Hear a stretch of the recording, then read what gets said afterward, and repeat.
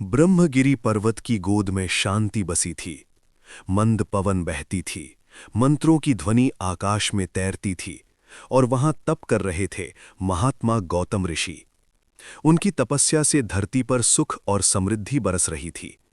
पर जहां प्रकाश होता है वहां ईर्ष्या की छाया भी जन्म लेती है। कुछ ऋषियों ने छल रचा। एक दिव्य गाय को उनके आश्रम में भेजा गया। माया से ऐसा भ्रम हुआ कि गौतम के स्पर्श से वो मृतप्राय हो गई। क्षण भर में सब बदल गया। गौतम का हृदय फट पड़ा। यदि मुझसे पाप हुआ है तो मैं स्वयं महादेव को पृथ्वी पर लाऊंगा। उन्होंने कठोर तप आरंभ किया। वर्षों तक अन्न त्याग, वर्षों तक मौन, सिर्फ एक पुकार, हे शिव प्रकट हो। और फिर आकाश गूंज उठा।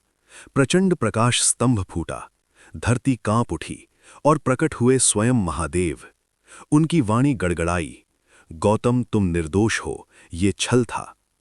गौतम ने झुककर कहा, प्रभु गंगा को यहां अवतरित कीजिए और आप स्वयं इस भूमि पर वास कीजिए।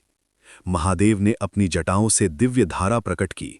गंगा अवतरित हुई और उसी क्षण शिव त्र्यंबक रूप में ज्योतिर्लिंग बनकर स्थापित हो गए। 3 नेत्रों की शक्ति, तीनों लोकों का संतुलन। पर उसी समय पाताल में एक असुर जागा। उसने गर्जना की, यदि ये शक्ति पूर्ण जागृत हुई तो मेरा अंत होगा। वो ब्रह्मगिरि पर टूटा। अग्निबाण, मायावी रूप, विनाशकारी अस्त्र। शिव का तीसरा नेत्र खुला, एक ज्वाला उठी, माया भस्म। अंतिम प्रहार हुआ, असुर राख में बदल गया। स्वर्ग में जयघोष हुआ, ऋषि नतमस्तक हुए, धरती पर शांति लौट आई। महादेव की वाणी गूंजी, जो सच्चे मन से यहां आएगा उसके पाप धुल जाएंगे। और तभी गुफाओं में एक रहस्यमयी प्रतिध्वनि सुनाई दी, ये तो बस आरंभ है।